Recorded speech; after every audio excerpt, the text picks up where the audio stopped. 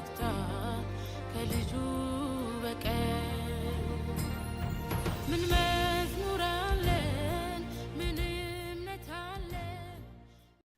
ጌታን እናመሰግናለን። እግዚአብሔር መልካም ነው። ባለፈው የተገናኘን ጊዜ የተካፈልነውን ህይወት የሚመጥን ኑሮ ወይም ደግሞ ኢየሱስን መምሰል እግዚአብሔርን መምሰል በሚል ጀምረን ነበር ካስታወሳችሁና እግዚአብሔር በዛ ውስጥ የተናገረን ነገር አለ። እንደምታስታውሱት ብዙ ነገር ህይወታችንን እንደሚሰራ ሼፕ እንደሚያደርግ የምንውልበት ሰፈር፣ የምንኖርበት አካባቢ፣ ኤንቫይሮንመንት፣ ቤተሰብ፣ ዩኔሜት፣ ትምህርት ቤት፣ ጓደኛ፣ ሁሉ ነገር የሆነ ነገር ሼፕ እንደሚሰጠን አይደል? ጓደኛህን ነገረኝ ማንነትህን እነግርሃለሁ እንደሚል የምንውለው ውሎ ያደግነው እድገት የከረምንበት ማህበረሰብ አስተሳሰባችን አቆጣጠራችንን ሼፕ ያደርጋል። እና ይሄ ደግሞ ብዙውን ጊዜ አንኮንሺየስ ነው ብለናል አይደል? በየቦታው ያደግ ሰው የተለያየ አይነት ባህሪ፣ የተለያየ አይነት ሚዛን፣ የተለያየ አይነት መልክ አለው። እና በዚህ ዘመን ቤተክርስቲያንና ዓለም እንደዚህ ክሊር ላይን እየጠፋ እንደመጣ ትንሽ አውርተን አይተን ሰውን ህይወትን አይተን መዝሙርም ሲጀምር አይተን ይነመት አይተን ይሄ ጌታ ነው ይሄ ደግሞ የዓለም ነው ለማለት እየተቸገርን ያለንበት ሰውን አብረነው ከርመነው አብረን ውለን አብረን አድረን የተለየ ነገር አለብህ አንተ የማንለው ከሌላው ሰው ጋር አንድ የሆነበትን ይሄን ነገር አውርተን ነበርና ከሰዓት አንፃር እግዚአብሔር ወይም የእግዚአብሔር ቃል ምሰሉና አትምሰሉ የሚል እንዳለው በመጀመሪያው በተገናኘን ጊዜ አወራን። ሮሜ 12 ላይ ይህንን ዓለም አትምሰሉ ይላል።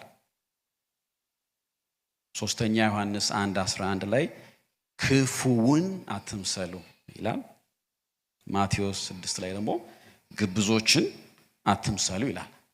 እና እዚህ ጋር ያቆመ አትምሰሉ ብቻ ሳይሆን ደግሞ ምሰሉ ደግሞ ይላል ምሰሉ ይላል ደግሞ አንደኛ ጢሞቴዎስ 1 ላይ እግዚአብሔርን ምሰሉ ይላል። አንደኛ ጢሞቴዎስ 4:7 ላይ ደግሞ እግዚአብሔርን ምሰሉ ወይም ደግሞ መምሰል አስለምዱ ይለናል። ጳውሎስ ደግሞ እንደገና ደፈር ብሎ ደግሞ እሱ አንደኛ ቆሮንቶስ 11 ላይ እኔ ክርስቶስን እንደምመስል እኔን ምሰሉ ይላል። ክርስቶስን ስንመስል እሱ ክርስቶስን ስለሚመስል ክርስቶስን እንመስላለን ማለት ነው። እዚሁ አንደኛ ጢሞቴዎስ 3:16 ላይ እግዚአብሔርን የመምሰል ሚስጥር ያለ ጥርጥር ታላቅ ነው ይላል። እግዚአብሔርን መምሰል ሚስጥር ነው ደግሞ ታላቅም ነው ይላል። ቀጥሎ የሚለው በጣም ኢንተረስቲንግ ነው። በስጋ የተገለጠ በመንፈስ የጸደቀ በመላእክት የታየ በአሕዛብ የተሰበከ በዓለም የታመነ በክብር ያረገ ብሎ እግዚአብሔር መምሰል ሚስጥር ነው ብሎ የሚስጥር ደግሞ ኢየሱስ እንደሆነ ይነግረናል። ይህን ደግሞ እኛ እግዚአብሔር ሲረዳን ኢየሱስን ያብራራልናል። ስለዚህ እግዚአብሔር ደግሞ እርሱን በተብራራልን ቁጥር እሱን ባወቅነው ቁጥር እሱን እየመሰለ እንድንሄድ ጌታ ይፈልጋል።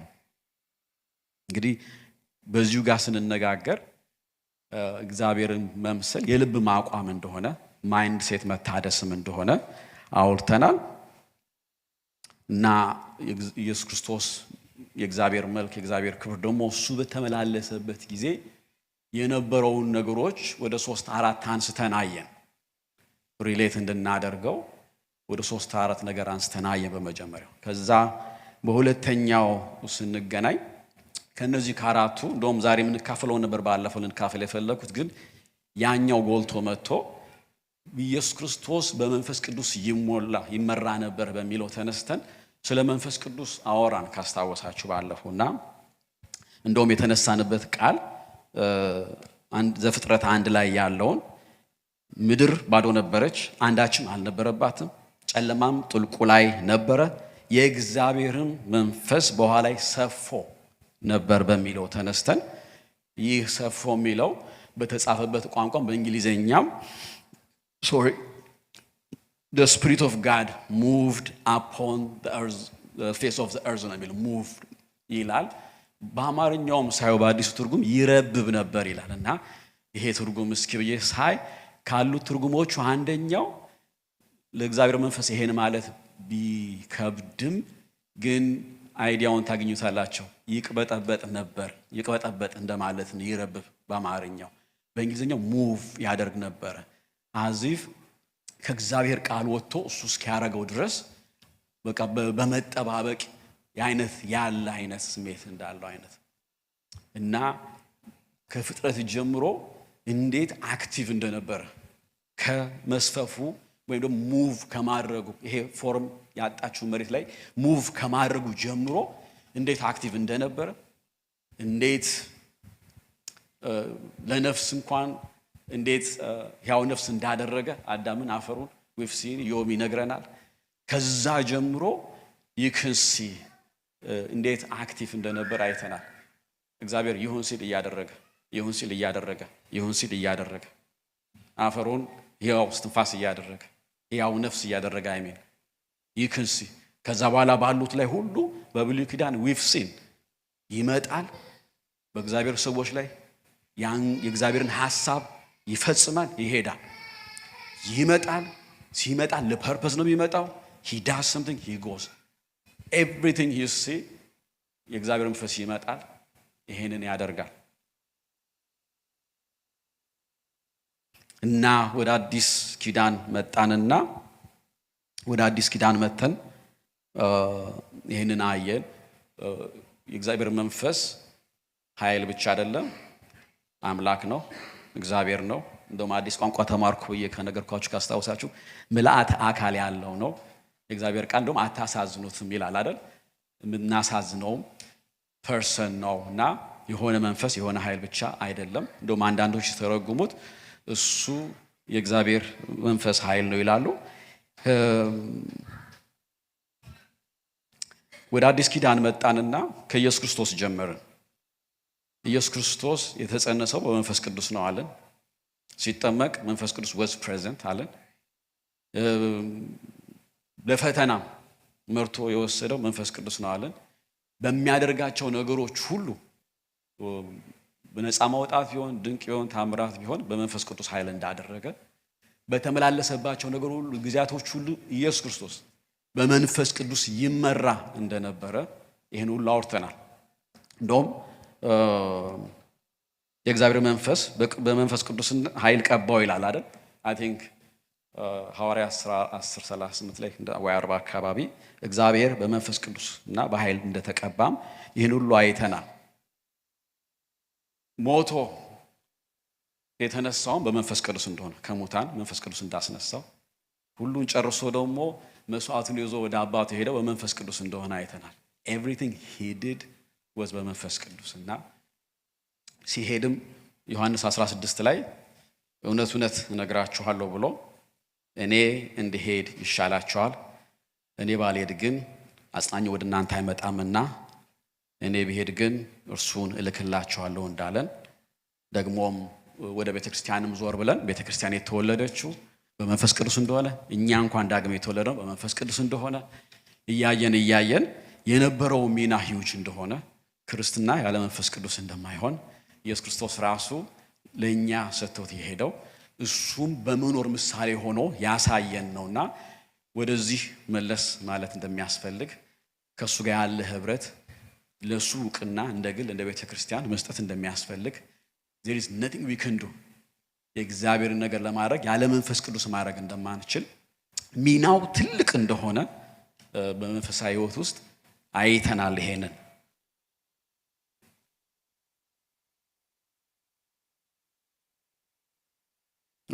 እንደውም ወደ ቤተክርስቲያንም መተን ብዙ ነገር እንዳደረገም ተነጋግረናል።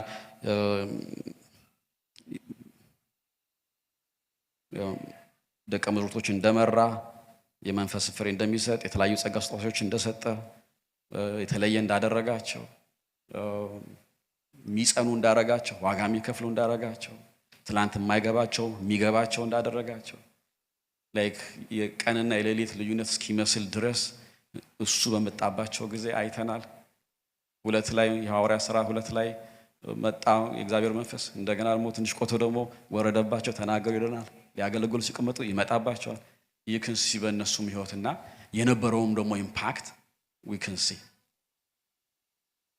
ስለዚህ ይሄ ነገር የእግዚአብሔር መንፈስ በእኛ ውስጥ አለ፣ ከኛ ጋራ ነው። እውቅና ልንሰጠው የምናደርገውን ሁሉ በሱ ውስጥ በእግዚአብሔር መንፈስ እንድናደርግ እንድንመላ እለት እለት ደግሞ መሞላት እንደሚያስፈልግ ሁሉ ተነጋግረናል።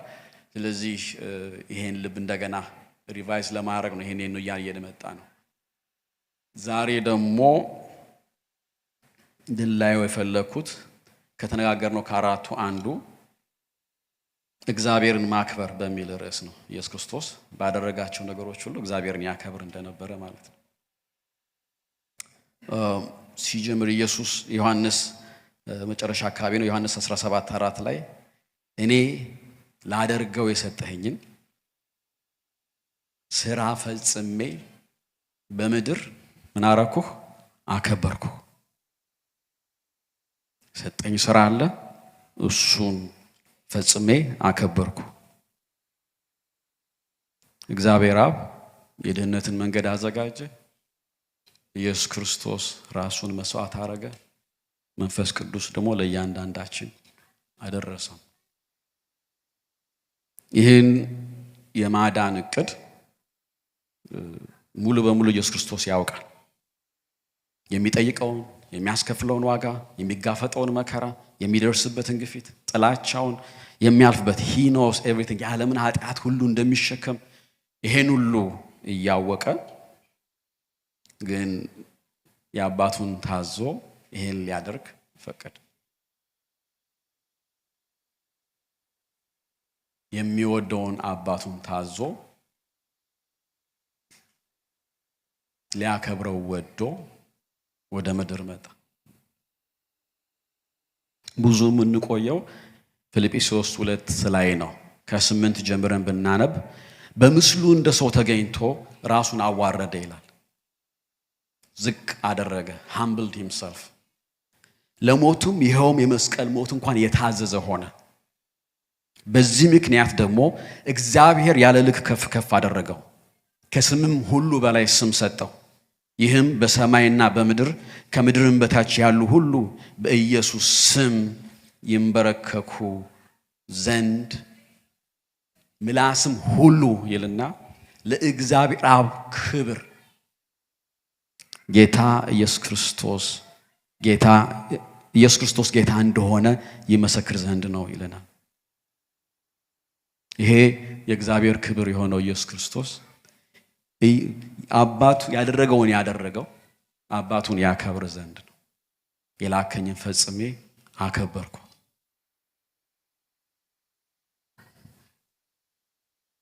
አባቱን የሚያስደስተውን ነገር በማድረግ አክብሮታል።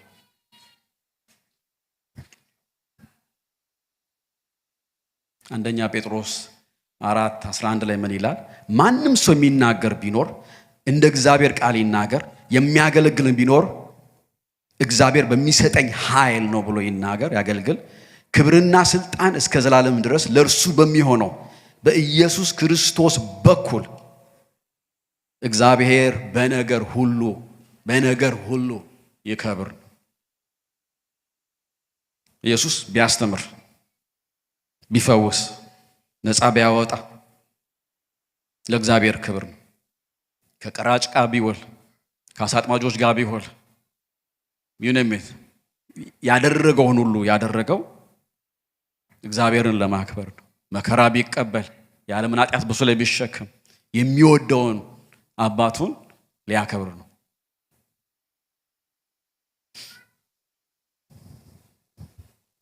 ባለፈው ስንነጋገር እነዚህ አራቱ ነካ ስላደረግናቸው ካስታወሳችሁ በሁሉ ነገር ወደ አባቱ ይጠቁም ነበር ብለናል። ካስታወሳችሁ በሁሉ ነገር ወደ አባቱ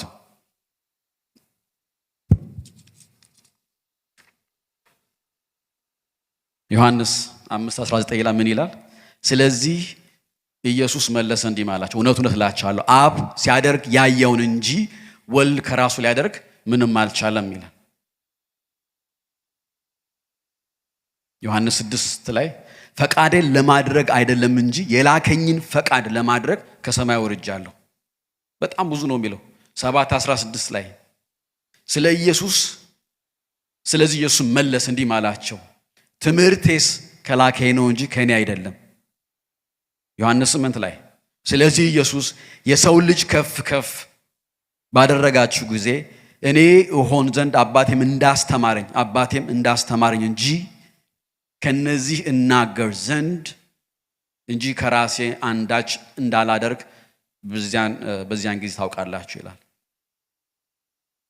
የላከኝም ከኔ ጋር ነው፣ እኔ ደስ የሚያሰኘውን ዘወትር አደርጋለሁ፣ አብ ብቻዬን አይተወኝምና። 12 ላይ አለ 14 you name it, everything he does ወደ እሱ ነው የሚጠቁመው። እንደውም አዚፍ ባለፈው ስናገር ካስታውሳችሁ አዚፍ ኤግዚስት እንደማያደርግ እሱ ሲያደርግ ያየሁትን እሱ ሲናገር እሱ ያስተማረኝን ለሱ ክብር everything he points to God.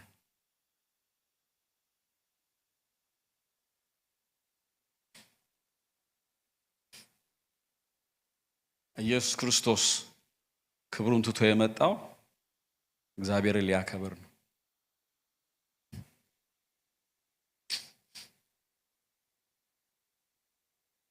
በክርስቶስ ሕይወት ውስጥ ሰኞና እሁድ የሚባል ቀን የለም።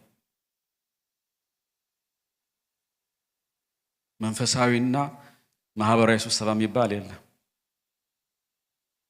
ደቀ መዝሙርትና ምዕመን የሚባል የለም። የሚያምንና የማያምን የሚባል ነገር የለም። ኤቭሪቲንግ ሂ ዳዝ እግዚአብሔርን ለማክበር ነው። ሰኞ ቢሆን እሁድ ቢሆን ከሚያምን ጋር ቢሆን ከማያምን ጋር ቢሆን ከደቀ መዝሙርት ጋር ቢሆን ከምዕመን ጋር ቢሆን ይነም ከህዝብ ጋር ቢሆን ኤቭሪቲንግ ሂ ዳዝ እግዚአብሔርን ማክበር ነው። ፎከሱ እግዚአብሔርን ያከብራል አያከብርም፣ እግዚአብሔር ይደሰትበታል አይደሰትም ነው።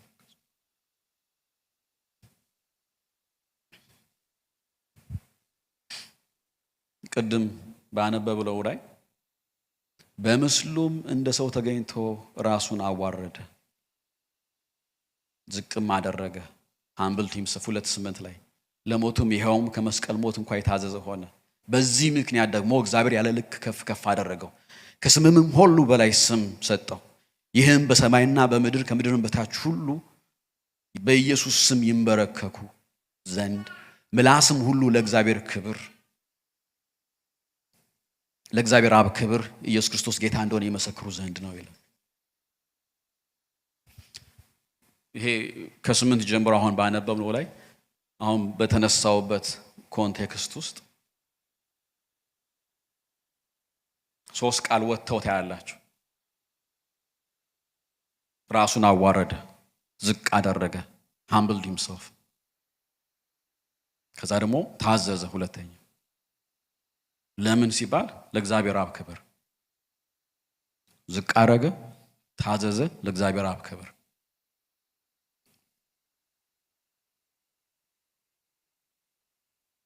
እና ይሄን ቃል እያየው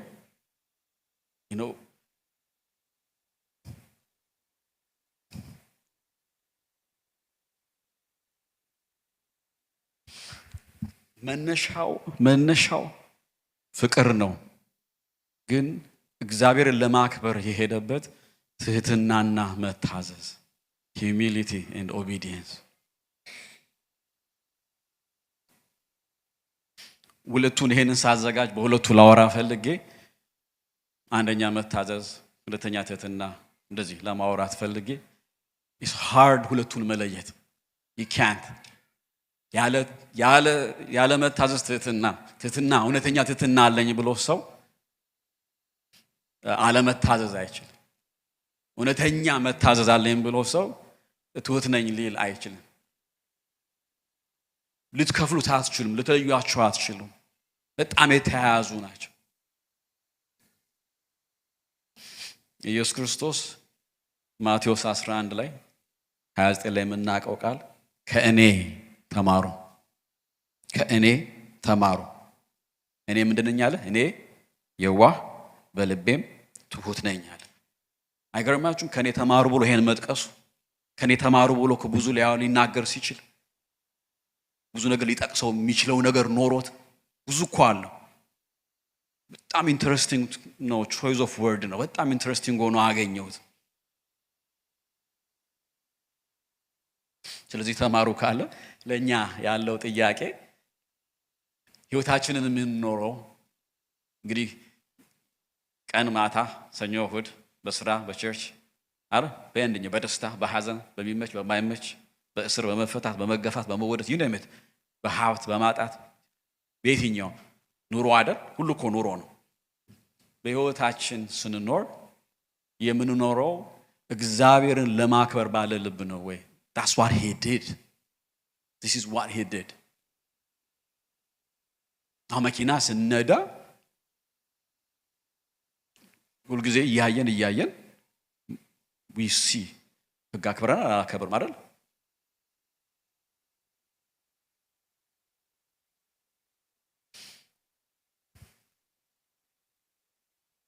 ይሄ ልብ ይሄ ማይንድ ሴት ሰከንድ ኔቸር እንዲሆንልን ያስፈልጋል። ሰከንድ ኔቸር መጀመሪያ ስትነዱ ስቶፕ ሳይን አለ ሃቭ ቱ ስቶፕ እያላችሁ ነው የምታረጉት።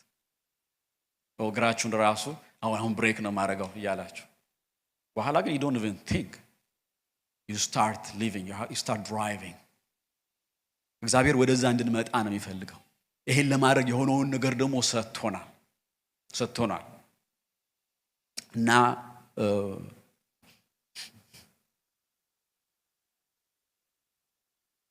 እንግዲህ እግዚአብሔር በሁሉ እንድናከብር ነው የሚፈልገው እና ሲመጣ እዚሁ ላይ ከፍ ብላችሁ ቁጥር 6 ላይ ብታዩት በአዲሱ ትርጉም የበለጠ ሜክ ሴንስ ያደርጋል። እርሱ በእግዚአብሔር መልክ ሲኖር ሳለ ከእግዚአብሔር ጋር መተካከልን መቀማት እንደሚገባ አልቆጠረውም ይለናል። ሲታዘዝ መተካከሉን በትህትና እንደመቀማት አልቆጠረም። እንኳን አይደለም ምድር ላይ መጥቶ ክብር ሊወስድ ያለውን ጥሎ ነው የመጣው።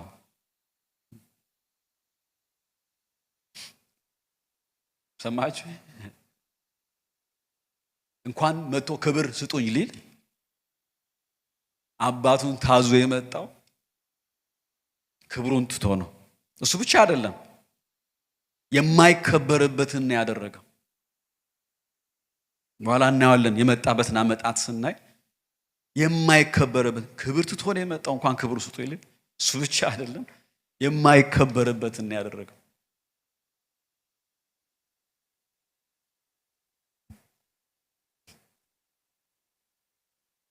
እንደውም ክብርን የሚቀበልበትና የማይቀበልበትን ቦታ ለይቶ ያውቃል። ደግሞ ሂደድ ተናግሮታልም። ያደረገው ሁሉ ለኛ ምሳሌ ነው አይደል? አባት ሆይ ዓለም ሳይፈጠር በአንተ ዘንድ በነበረኝ ክብር በራስ ዘንድ አክብረኝ። በአንተ ዘንድ በነበረኝ በራስ ዘንድ አክብረኝ። አባት ሆይ ዓለም ሳይፈጠር በአንተ ዘንድ በነበረኝ ዮሐንስ 5 ላይ በአንተ ዘንድ በነበረኝ ክብር አንተ በራስ ዘንድ አንተ ቦልድ አድርጌዋለሁ። አንተ በራስ ዘንድ አክብረኝ። ምን እያለ ነው? አንተ በራስ ዘንድ አክብረኝ እንጂ እኔ ራሴን አላከብርም። ቀጥሎ ደግሞ 41 ላይ 5:41 ላይ ምን ይላል? ምን ለራሴ 41 ላይ እኔ ክብርን ከሰው አልቀበልም። I don't do it። ምን እያለ ነው? ለራሴ ክብርን አልሰጥም፣ ከናንተም አልቀበልም። ክብርን ጥዬ የመጣሁት በአባቴ ስም ነው ይላል እዛው ላይ። ይህንን በመናገር የልቡን ፍለጋ የልቡን ኢንቴንሽን ተናገር። ክብር ከሆነም ካንተ ነው፣ ክብር ከሆነም በአንተ ዘንድ ነው። ለራሴ ክብር አልሰጥም፣ እኔ I'm not accepting እኔ ክብር ከናንተ ብሎ ኮሚኒኬት በትክክል ኮሚኒኬት ያደርጋል። የልቡን አቋም ኮሚኒኬት ያደርጋል። ኢንቴንሽኑን ኮሚኒኬት ያደርጋል።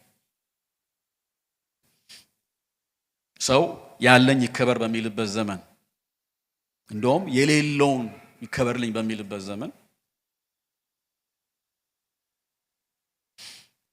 የሱ ባልሆነ ህይወት፣ የሱ ባልሆነ ጸጋ፣ የሱ ባልሆነ ሀብት፣ የሱ ባልሆነ ጤና ይነመት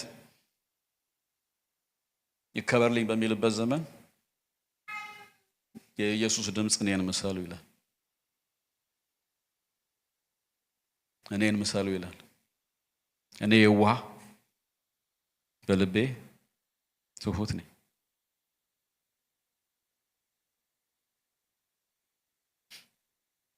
ቅድም ያነበብነው ሁለተኛ ፊልጵስዩስ 2:5 ላይ ቅድም ያነበብነው በአዲስ ትርጉም እንዲህ ነው የሚለው በክርስቶስ ኢየሱስ የነበረ ከፍ ብሎ ቅድም 6 ነው ያነበብነው 5 በኢየሱስ ክርስቶስ የነበረው ያ አስተሳሰብ በእናንተ ዘንድ ይሁን። ፊልጵስዩስ 2:5 ላይ በክርስቶስ ኢየሱስ የነበረው ያ አስተሳሰብ ያ ማይንድ ሴት በእናንተ ዘንድ ይሁን። ከዛ በኋላ ነው ክብሩን ትቶ እንደመጣ የመጣበትን አመጣጥ አባቱ ላይ ክብር የሚገልጽ ያለው።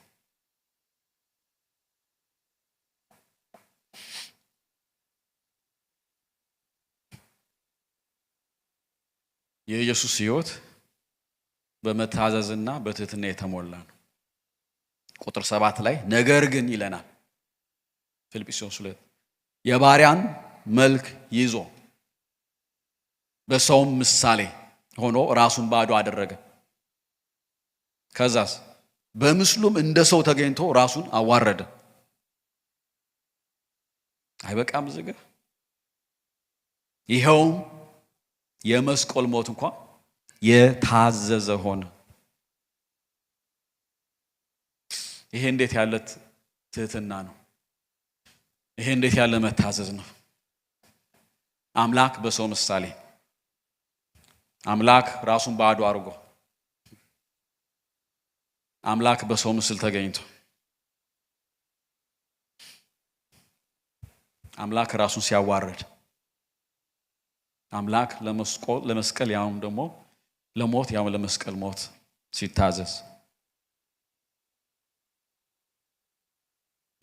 እንዴት ያለ ትህትና ነው! እንዴት ያለ መታዘዝ ነው! እንግዲህ ስታንዳርዱ ይሄ ነው። ስታንዳርዱ ይሄ ነው። ባለፈው እንደተነጋገርነው በቅድስና ፕሮሰስ ውስጥ እሱን ወደ መምሰል እንድናደግ ይፈለጋል። ስለዚህ አይን ወደ ጎንን ካለው ነገር እንዲነሳ በየቦታው ከሚሆነው ነገር እንዲነሳ አይኖቻችን ስታንዳርዱ ይሄ ነው። ስለ ትህትና ስናስብ፣ ስለ መታዘዝ ስናስብ ይሄ ነው። ይሄ የሚያደግ ነው። አዎ በኋላ እናያለን። አይ ቲንክ ጊዜ ከበቃን እናያለን። ትንሽ ካልሆነ ሃይላይቱን እናደርጋለን። ግን ስታንዳርዱ ይሄ ነው። we have to know ይሄንን ወይም ካወቅን ደግሞ ከዚህ ወደዚህ እንድናመጣው አክቲቭ እንዲሆን። አሁን ብዙ የተለመደ ነገር አለ አይደል? አሁን እኮ ብዙ ነገር እኮ አያወቅሰንም አይደል? ድሮ እንኳን ስናደርገው ሰው ላይ ስናየው ኢቭን ዓለም ላይ ስናየው የሚከብደን ነገር እኮ አሁን ቤተክርስቲያን ገብተው we're fine ሰዎች ላይ ተሆነው we're fine እኛም ህይወት ላይ ተሆነው we're fine። ትላንት እየተነጋገርን ነበር። መንፈስ ቅዱስ መውቀስ ያቆመ እስከሚመስል ድረስ ይወቅሳል ነው ያለን ኢየሱስ ክርስቶስ። በፊት እኮ እንደሱ ነበር። የሆነው ነገር አድርጋችሁ ትወቀሳላችሁ። ስለዚህ ወደ ንስሐ ይገባል። ተደውሎ ይቅርታ መንፈስ ቅዱስ እኮ ወቀሰኝ ተብሎ ደግሞ እኮ ንስሐ ይገባል። ኮንፌስ ይደረጋል። ዝም ብሎ ነው ስለማንሰማው ነው።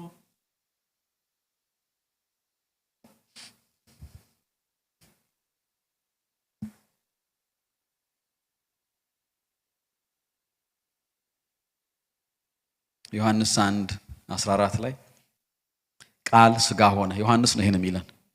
ቃል ሥጋ ሆነ ጸጋውና እውነቱን ተሞልቶ በእኛ ዘንድ አደረ።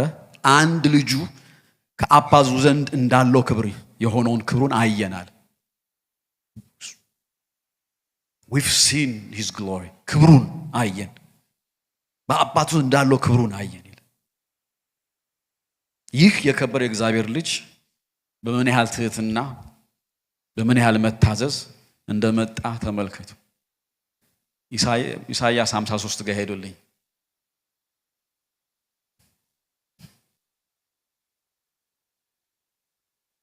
ያላችሁ ሁሉ ወደዛ ብትሄዱልኝ ደስ ይለኛል።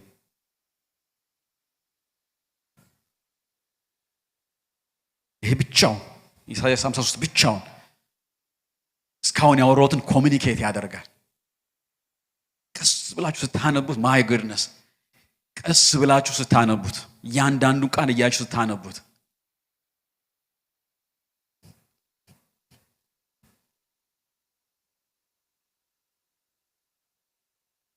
ይሄ እንግዲህ የትንቢት መጽሐፍ ነው አይደል? ቀድሞ የተጻፈ ነው። ኢየሱስ ክርስቶስ ዕውቀት አለው። በዚህ መልክ እንደሚመጣ ዕውቀት አለው። ሉክ የታዘዘበትንና ትህትናውን በዚህ ምዕራፍ ላይ ተመልከቱት። ሲጀምር የሰማነውን ማን አምኗል ብሎ ነው የሚጀምረው። የእግዚአብሔር ክንድ ለማን ተገልጧል? በፊቱ እንደ ቡቃያ ከደረቅም መሬት እንደ ሥር አድጓል። መልክና ውበት የለውም፣ ባየነው ጊዜ እንወደው ዘንድ ደምግባት የለውም። አሁን ሰው ስትልኩት ኮንትራት ትፈራረማላችኋል፣ ይሄን ወርክ ኦርደር ተብሎ። ስለዚህ you have to agree in everything። ሲመጣ በዚህ ልክ ሊመጣ ነው የታዘዘው። በዚህ ልክ ሊመጣ ነው የአባቱን ፈቃድ እሺ ያለው፣ ትሁት የሆነው። እንወደው ዘንድ ደምግባት የለውም። የተናቀ ከሰውም የተጠላ የሕማም ሰው ደዌንም የሚያውቅ ነው። ሰው ፊቱን እንደሚሰውርበት የተናቀ ነው። ደግሞም እኛም አላከበር ነው። ደግሞ የሚል የለውም፣ እኛም አላከበር ነው። በእውነት ደዌያችንን ተቀበለ፣ ሕመማችንም ተሸክሟል በሱ በላዩ ላይ። ይሄ ንጹሕ ጻድቁ። እኛ ግን እንደተመታ በእግዚአብሔርም እንደተቀሰፈ እንደተቸገረ መቆጠር ነው። እርሱ ግን ለመተላለፋችን ቆሰለ፣ ስለ በደላችንም ደቀቀ። የደህንነታችንም ተግሣጽ በእርሱ ላይ ነበረ፣ በእርሱም ቁስል እኛ ተፈወስን። እኛ ሁላችን እንደ በጎች ተቅበዝብዘን ጠፋን፣ ከእኛ እያንዳንዱ ወደ ገዛ መንገዱ አዘነበለ። እግዚአብሔርም የሁላችንን በደል በእርሱ ላይ አኖረ። ተጨነቀ፣ ተሰቃየም። ገስዋት አፉን አልከፈትም። ለመታረድ እንደሚነዳ ጠቦት በሸላቾችን ፊት ዝም እንደሚል በግ እንዲሁ አፉን አልከፈትም። በማስጨነቅና በፍርድ ተወሰደ። ይሄ ትንቢት ነው እንግዲህ። ስለ ሕዝቤ ኃጢአት ተመትቶ ከሕያዋን ምድር እንደተወገደ ከትውልዱ ማን አስተዋለ? የሚገርማችሁ መቃብሩን እንኳን ይለናል። ከክፉዎቹ ጋር መቃብሩን አደረጉት።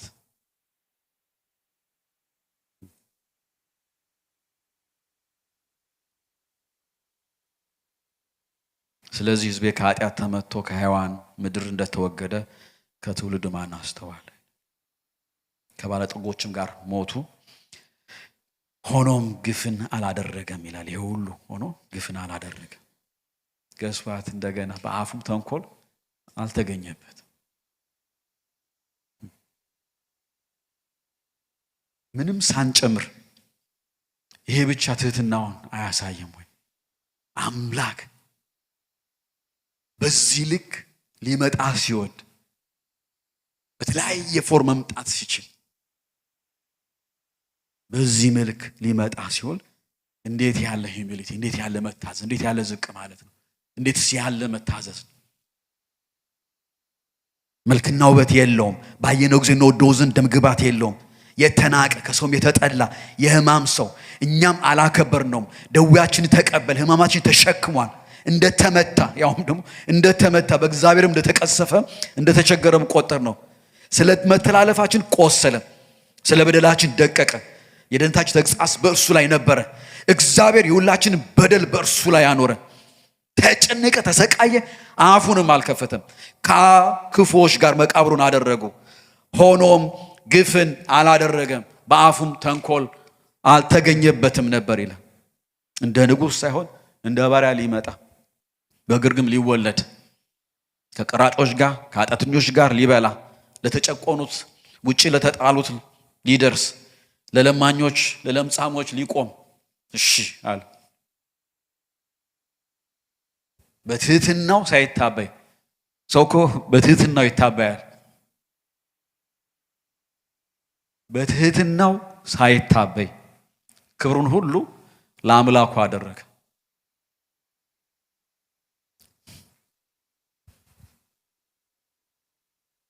ምን አለ? አከበርኩህ አለ፣ ገለጥኩህ።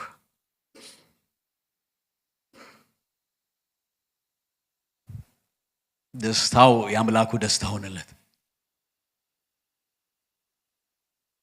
ክብሩን ትቶ አገለገለው።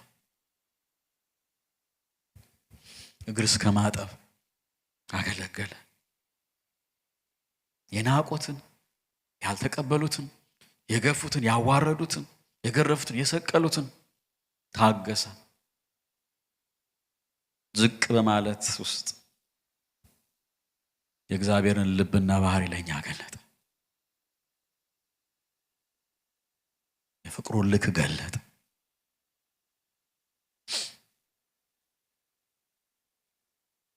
ትህትና አቴንሽንን ወደ ሌላ ነው የሚያደርገው። ትህትና አቴንሽንን ከራስ ወደ እግዚአብሔር ያደርጋል። ትህትና በእግዚአብሔር ፈቃድ እና ጊዜ ላይ ያለንን ታማኝነት ያሳያል። ትህትና የእግዚአብሔር ጸጋ በድካማችን እንዲታይ እድልን ይሰጣል። ትህትና ፕላትፎርም ነው፣ እድልን ይሰጣል።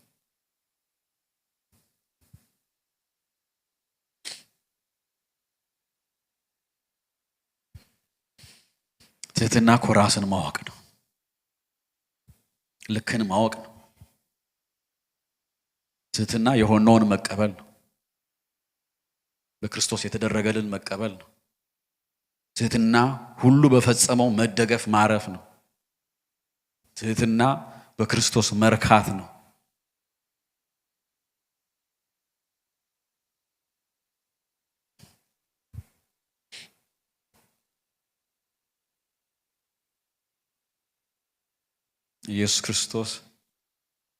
ኢየሱስ ክብርን ለመተው ታዘዘ። ሰው ለመሆን የታዘዘ ሆነ። በዳቢኖስ ለመፈተን የታዘዘ ሆነ። በመከራ ውስጥ ለማለፍ የታዘዘ ሆነ። የዓለም ሁሉ ኃጢአት ጻድቁ በእሱ ላይ እንዲሆን የታዘዘ ሆነ። ለሞት ይኸውም ለመስቀል ሞት እንኳ የታዘዘ ሆነ። ያውም የሚልበት ኮሪዝናል ፈቃዱን ለመተው የታዘዘ ሆነ። ፈቃድ ቢሆን ብሎ ይጸልያል እኮ። ፈቃዱን ለመተው የታዘዘ ሆነ። አፉን ላለመክፈት የታዘዘ ሆነ። ራሱን ላለመከላከል፣ ራሱን ዲፌንድ ላለማድረግ የታዘዘ ሆነ።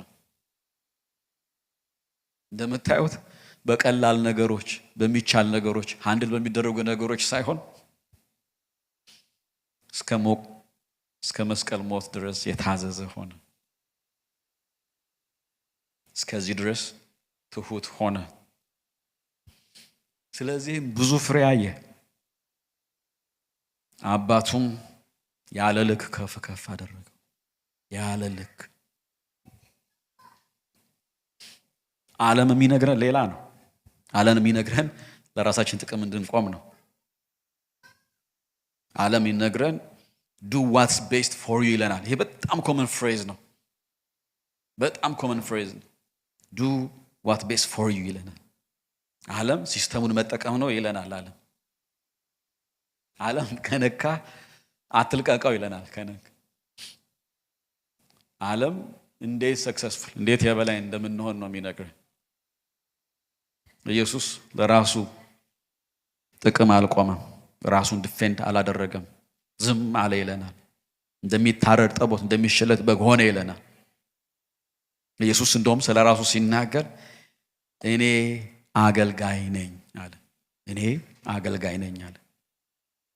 ዓለም ከምትነግረን ቶታሊ ኦፖዚት ነው። ላይን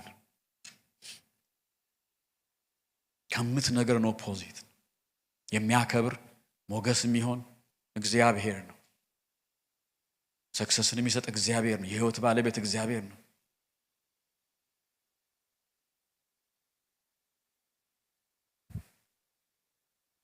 ኢየሱስ በአባቱ ችሎት፣ በአባቱ ታይሚንግ፣ በአባቱ ፈቃድ ታመነ፣ ተደገፈ።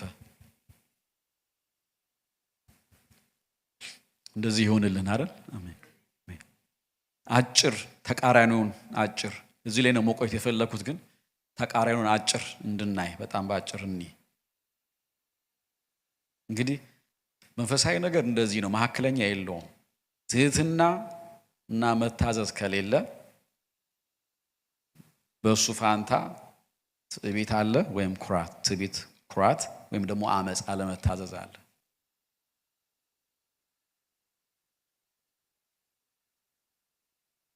ትህትና ቢሆን መታዘዝ የልብ አቋም ነው፣ ማይንድ ሴት ነው።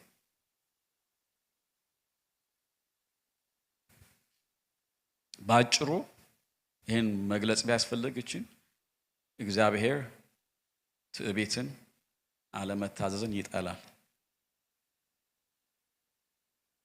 ምሳሌ 8:13 ላይ ትዕቢትና እብሪትን ክፉንም መንገድ ጠማማውንም አፍ እጠላለሁ ይላል። ምሳሌ 6:18 ትዕቢት ጥፋትን፣ ኩራት መንፈስ ውድቀትን ይቀርማል።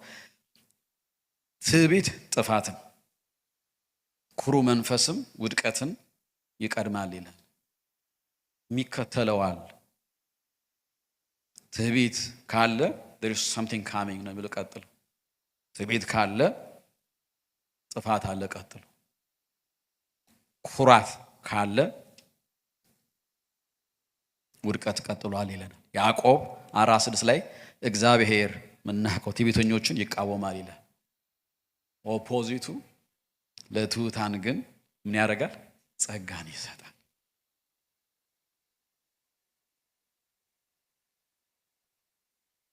ዕብራውያን 3:18 ላይ ያልተያዙትን ካልሆነ በቀር ወደ እረፍት እንዳይገቡ የማለባቸው ማን ነበር ይላል።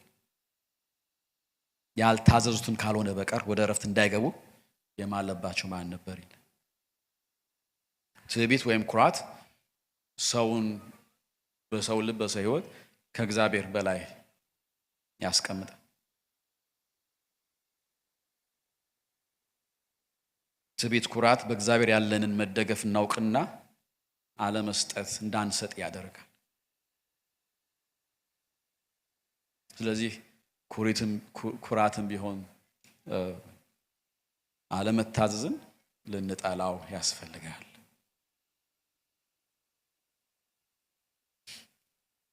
አብሮ ላለመኖር መፈለግ ያስፈልጋል። ምናልባት በዚህ ነጥብ ላይ ጠለቅ ብለን እንግዲህ አንዳችን እንመጣበታለን ብዬ አስባለሁ።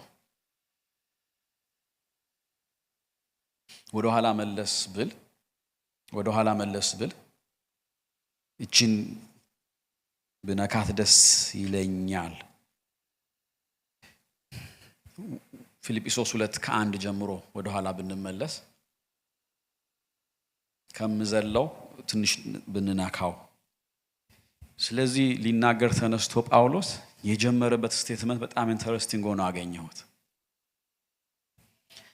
በአዲሱ ትርጉም እንዲህ ይላል ፊልጵስዩስ 2:1 ላይ ከክርስቶስ ጋር ካላችሁ አንድነት የተነሳ የትኛውም መበርታት፣ ፍቅር የሆነ መጽናናት፣ የትኛው መበርታት ከፍቅር የሆነ መጽናናት፣ የመንፈስ ህብረት፣ ርህራሄን ምህረትና ርህራሄ ካላችሁ በአንድ ሐሳብ፣ በአንድ ፍቅር፣ በአንድ መንፈስ፣ በአንድ ዓላማ በመሆን ደስታዬን ፈጽሙልኝ፣ ሙሉ አድርጉልኝ ይላል።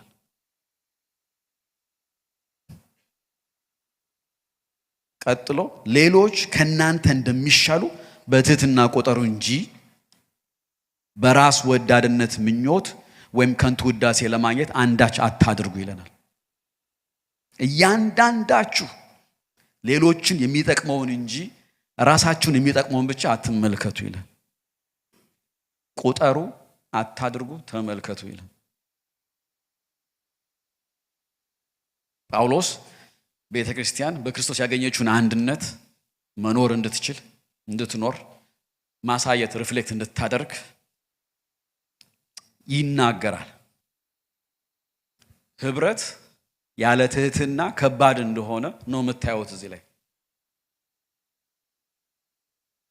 በእነዚህ ቁጥሮች ውስጥ ቁጥር 2 ላይ ትህትና ሂዩሚሊቲ ውስጥ ስላለው ህብረት ይናገራል። ህብረት ያለ ትህትና በፍጹም የሚቻል አይደለም። የህብረት መሰረት ክርስቶስ ነው።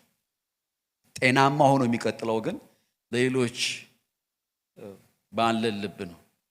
ሌሎችን ቫልዩ ስናደርግ አብሮ ያሉት የኔ የራስ ከሆነው መንገድ ሲወጥ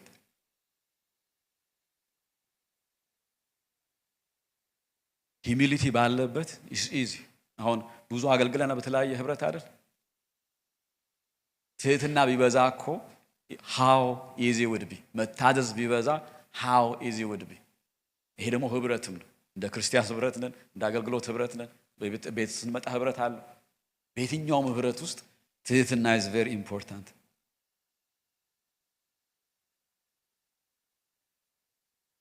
ኢየሱስ እንኳን ይሄ ነገር ኢምፖርታንት መሆኑን የምታውቁት ኢየሱስ ክርስቶስ እንኳን 17:1 ላይ ጸልዩዋል። አንድ አድርጋቸው ብሎ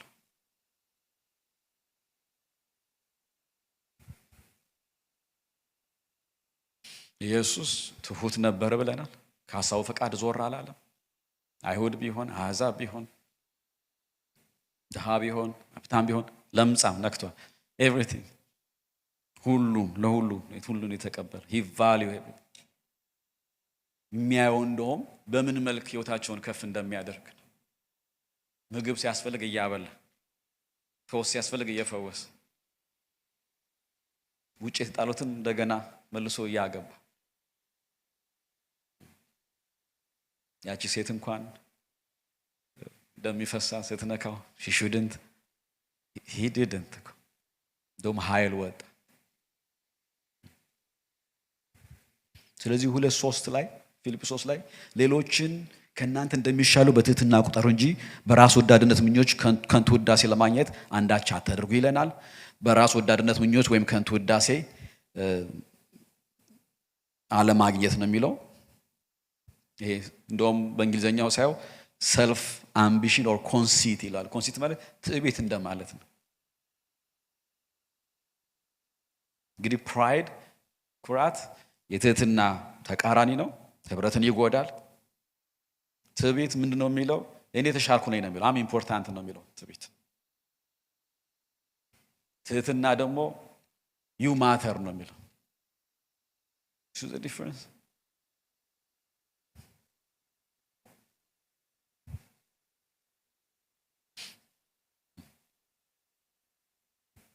ኢየሱስ ክርስቶስ መጣና ጥያቄ ጠየቀ። ሉቃስ 22 ላይ በማዕድ የተቀመጠ ወይስ የሚያገለግል ማናቸው ነው ታላቅ አለ። ከዛ የራሱን ጥያቄ ራሱን የመለሰው የተቀመጠ አይደለምን አለ። እኔ ግን በመካከላችሁ እንደ አገልጋይ ነኝ። እኔ ግን ኢየሱስ እንደ አገልጋይ ነኝ። ስለዚህ ምሳሌያችን ጌታ ነው። ሕይወቱን ሳይቀር ሌሎች አሳልፎ የሰጠ ነው፣ ሌሎች ይነሱ ዘንድ።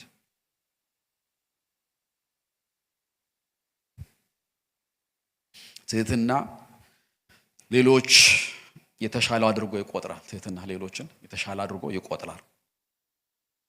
እንግዲህ ራሳችን እንጣል ምናምን አላ ዲቫልዩ እናድርግ ምናምን እያልኩ አይደለም፣ ግን ሌሎችን ኤሌቬት ማድረግ ይሄ ይገባኛል ኢንታይትልመንት ከሱ መራቅ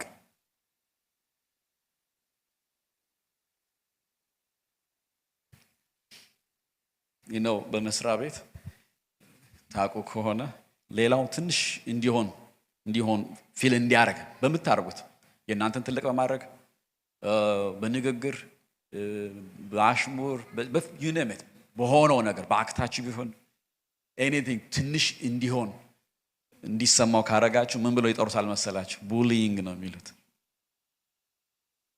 ቤተክርስቲያን እኮ በጣም አለ። ዓለም እንኳን ኮንደምን እያደረገው ነው። ስለዚህ ዛሬ እንደገና ቆም ብለን እንደገና ልብ መመርመር እንዲሁ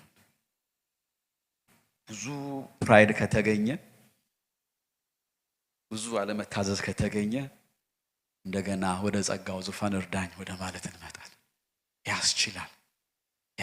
we've seen እኮ በግራ በቀኝ አርግ ሲሉ የነበሩ ሰዎች እስር ቤት ሊወድቁ ተዘግዝቀው ሊሰቀሉለት ሁሉ ሊወሰኑ ናቸው። ያስችላል ጌታ።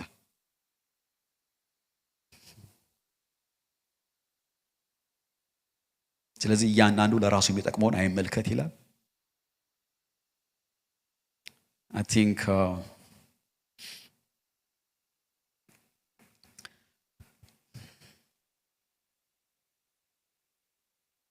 ይችን ልናገርና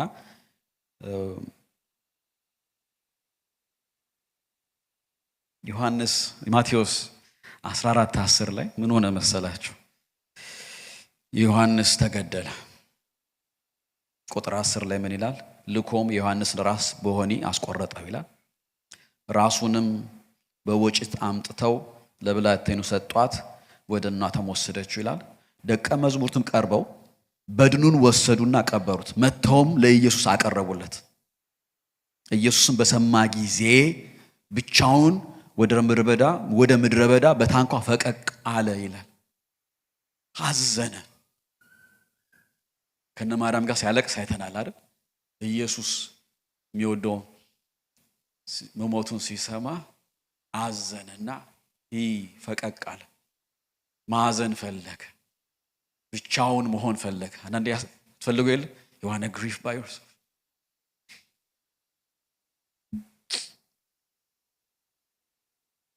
ግን ምን ሆነ? ህዝቡ ደግሞ ሰምቶ የሱን መኖር ከከተሞቹ በእግር ተከተሉት ይላል። ህዝቡም ሰምቶ ከከተሞቹ በእግር ሰው መኖር ሰምቶ ተከተሉና መጡ። ሐዘን ላይ ነው። ብቻውን መሆን ፈልጓል። ከዛ ወጥቶ ህዝቡን አየና ምን የሚል ቃል አለ መሰላችሁ? አዘነላቸው ይላል። ደዌዎቻቸውንም ፈወሰ ይለናል።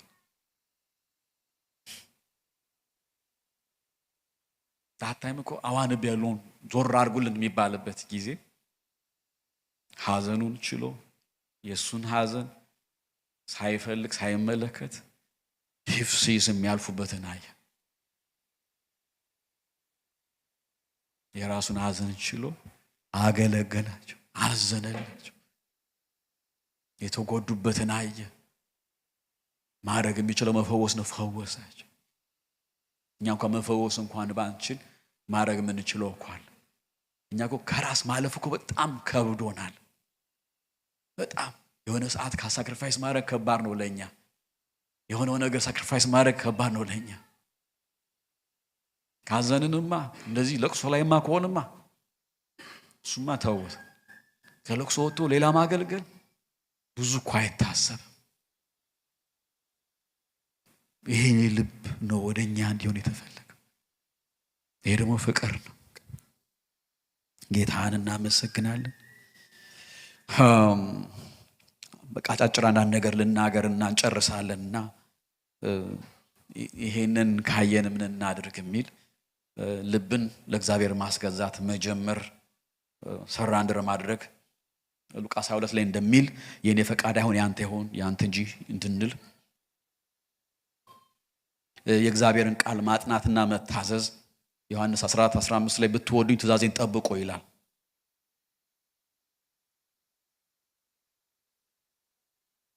እግዚአብሔር ከኔ በላይ ያውቃል። መጸለይ በነገሩ ላይ መጸለይ። መዝሙር 143:10 ላይ አንተ አምላኬ ነህና ፈቃድን ለማድረግ አስተምረኝ ይላል። ፈቃድን ለማድረግ አስተምረኝ። ጸሎት ቅዱስ መንፈስን በጽድቅ ይምራኝ ይላል። የራስን ፈቃድ ትዕቢት ሬዚስት ማድረግ። አንደኛ ጴጥሮስ 5:5 ላይ ጎልማሶች ሆይ እናንተም እንዲሁ ለሽማግሌዎች ተገዙ፣ ሁላችሁም እርስ በርሳችሁ በመከባበር ትህትናን ልበሱ፣ ምክንያቱም እግዚአብሔር ትዕቢተኞችን ይቃወማል ይላል። ትህትና ቢሆን መታዘዝ ቅድም እንዳልኩት የልብ ማይንድ የግልብ አቋም ነው፣ ማይንድ ሴት ነው። ትህትና ከመታረም በላይ ነኝ አይልም። ትህትና ከሌሎች በላይ ነኝም አይልም። የክርስቶስ ምሳሌን እስካሁን እያወራን እንደመጣ ነው። ምሳሌውን መከተል ራሱን ሀምብል አደረገ። ስለዚህ ከዚህ በላይ ትህትና የለም። ለአባቱ በሙሉ የታዘዘ ሆነ። ስለዚህ ኢየሱስ ክርስቶስ ሕይወቱን ማጥናት እንዴት ኖረ፣ እንዴት አደረገ፣ በምን ጊዜ ምን ሆነ፣ በምን ጊዜ ምን አደረገ፣ በምን ጊዜ እንዴት ሪአክት አደረገ፣ በምን ጊዜ እንዴት ሪስፖንድ አደረገ፣ በምን ጊዜ ተናገረ፣ በምን ጊዜ አቆመ፣ ለምን ሲቹዌሽን ምን አደረገ፣ በየትኛው ሁኔታ እንዴት ሪስፖንድ አደረገ፣ ሕይወቱን ማጥናት። ሌላ ደግሞ ከመንፈሳዊ ሰዎች ከሄን ፎስተር ከሚያደርጉ መንፈሳዊ ሰዎች ጋር ጊዜን ማሳለፍ። ይህ ነው አብረን እናሳልፈው ህብረት አፌክት እንደሚያደርገን አይደል? ሳታውቁት ቃሉም እንኳን ተመሳስሎ ታገኛላችሁ። ምንኖረውን መምረጥ ያስፈልጋል። ከጠቢባን ጋር የሚሄድ ጠቢብ ይሆናል ይላል እግዚአብሔር ቃል። ሌሎችን በጸጥታና በፈቃደኛ አሁን ጠፍታለች ጸጥታ። ድሮ በጣም ይደረግ ነበር። በጸጥታና በፈቃደኝነት ማድረግ። ቅድም ፓስተር ይናገር ነበር።